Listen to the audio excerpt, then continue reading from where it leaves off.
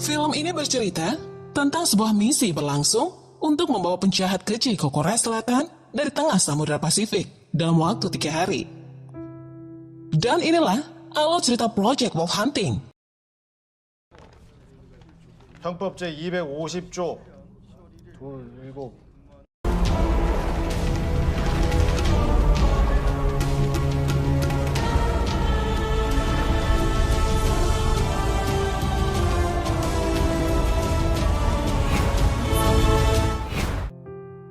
Pada tahun 2017, 47 pelaku kejahatan Korea yang kabur ke Filipina sudah berhasil ditangkap setelah melarikan diri selama beberapa tahun. Kini para penjahat itu berencana dipulangkan massal dengan penerbangan charteran. Namun, saat baru masuk bandara, nyaris semuanya berakhir tewas lantaran ada seorang pria tua yang meledakkan bom di tempat.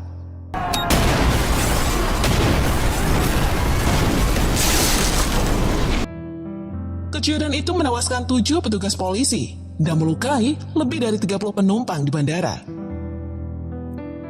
Berlanjut di tahun 2022, rencananya para tahanan itu akan dipulangkan dengan menaiki kapal kargo. Saat para penjahat itu baru turun dari bus, seorang polisi menyiksa Jung-do habis-habisan dengan banyaknya pukulan yang membuatnya terluka parah. Setelah dokter dan perawat datang, barulah polisi itu berhenti memukuli Jung-do dan mulai membawa para tahanan menaiki kapal. Saat di kapal, para tahanan maupun polisi diberikan makanan satu persatu. Sementara itu, salah satu dokter masuk ke ruang kendali mesin. Ia ditugaskan oleh seorang pria untuk menyuntikkan suatu cairan ke leher Alpa, yang mana Alpa tersebut nampak seperti zombie. Nama aslinya adalah Kim Won-kyu, seorang tingkat AA yang pernah bergabung dengan perang agresif Jepang melawan Filipina. Hingga dirinya dijadikan bahan uji coba menjadi senjata manusia, sebab diagnosis sangat idealis untuk percobaan ini.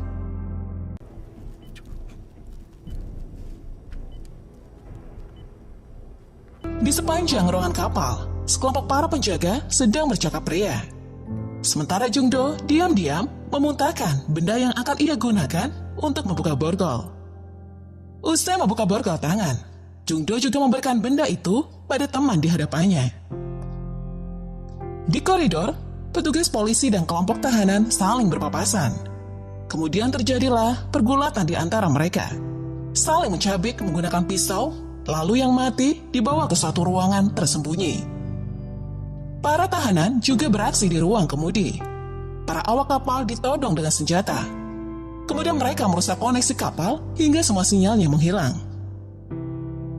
Para tim pengawas cuaca menjadi panik ketika dihadapkan dengan berita buruk ini. Mereka diperintahkan oleh sang kapten untuk menghubungi IMA agar dapat mengatur ulang sinyal satelit. 리셋이라도 하라고 하란 말이야. 알았어들? 예, 알겠습니다. Sementara itu, saat teman seruangan Jung-do berusaha membuka borgol, tangannya terpentok ke dinding hingga membuat atensi petugas beralih padanya. Salah satu petugas menghampiri ruangan itu dan mendapati bahwa borgol tanganan sudah lepas.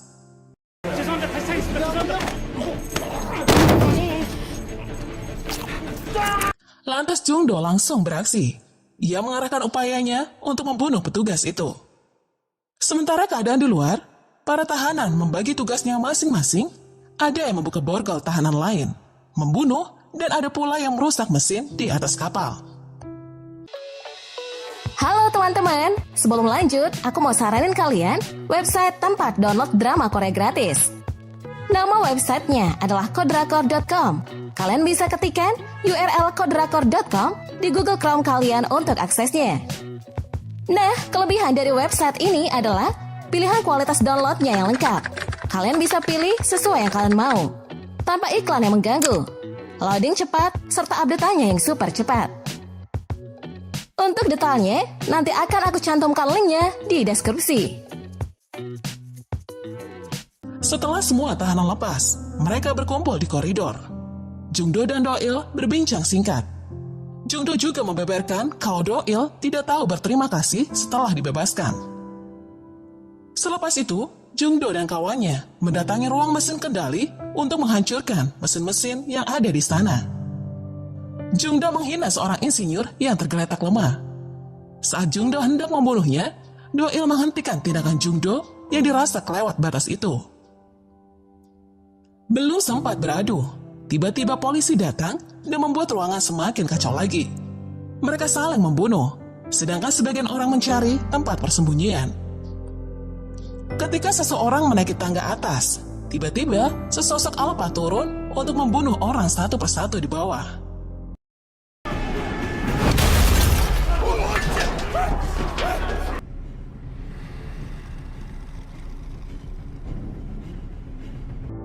Sangat eksplisit. Sampai seketika, Jungdo dan Alpha berhadapan, dan Jungdo berair mati di tangan Alpha. Usai membunuh Jungdo, Alpha meninggalkannya dan kemudian menuju ruang di mana terdapat banyak orang. Ada pula Pak Tua yang menemukan jalan keluar. Akan tetapi, ia masih harus bertarung melawan Alpha sebelum sampai ke tempat tujuannya itu.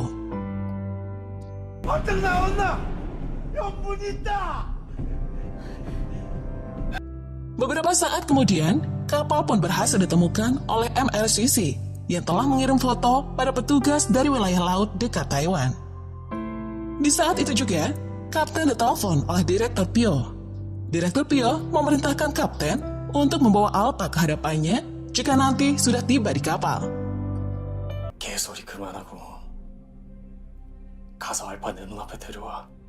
Beralih lagi pada situasi di dalam kapal. Enji terbunuh ketika Alpha tiba-tiba mencekiknya. Dokter yang pada saat itu seruangan dengan Enji pun bergegas melarikan diri. Namun sang dokter ditahan oleh para petugas saat tengah berlari. Ia diinterogasi oleh petugas sebab gerak-geriknya yang terkesan mencurigakan. 시간마다 수면제만 도우면 된다고 그래서요. 돈도 많이 준다고 그래서 제가 그냥. Dokter pun berkata jujur bahwa dirinya dibayar untuk memberikan hipnosis tiap 6 jam kepada Alpha. Obat yang ada di skoci pun sudah dihancurkan. Jadi, selanjutnya polisi bertujuan mencari obat di basement.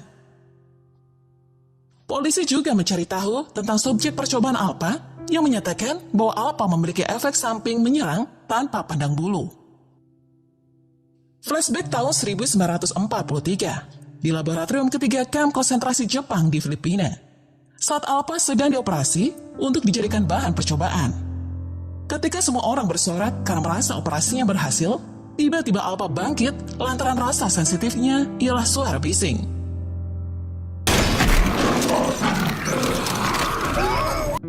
Kembali ke cerita, polisi dan Do-il mendengar adanya suara lift yang jatuh.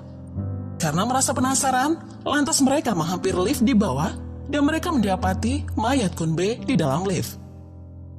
Sangat mengenaskan, sebab sedari tadi Myongju dan Kunbei berjuang untuk menyelamatkan diri, tetapi justru berakhir buruk. Polisi membawa Myongju ke tempat yang dirasa aman, namun nyatanya polisi salah dan Alpha tetap menghampiri mereka. Myongju berinisiatif untuk bersembunyi di ruang pendingin seraya tidur bertumpuk dengan para mayat yang ada di dalam.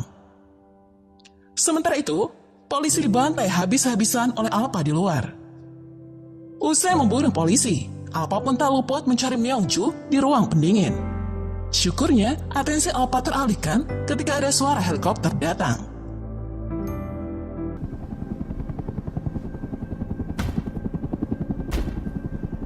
Mengetahui ada bala bantuan, Myongju pun turun menemui Kapten. Namun, Myongju justru ditembak oleh Kapten. Tak hanya Myongju, Kapten juga membunuh para petugas yang datang menghampirinya. 경찰이다.